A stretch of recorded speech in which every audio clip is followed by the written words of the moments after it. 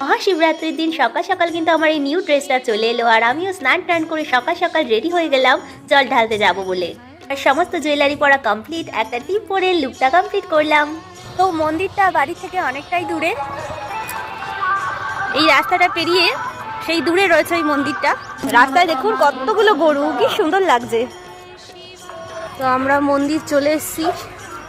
রাত্রিতে কলকাতায় যদিও আমি দেখেছি সন্ধেবেলাতেই জল ঢালা হয়, কিন্তু এখানে কিন্তু দেখলাম সকাল থেকেই সব ভিড় হয়েছে। এই মন্দিরটা জুড়ে প্রচুর লোকের ভিড় হয়েছে।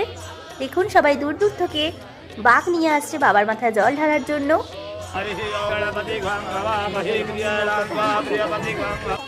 কি দারুণ সুন্দর বাবার মূর্তি, দেখুন, দেখেই প্রাণটা জুড়িয়ে গেল।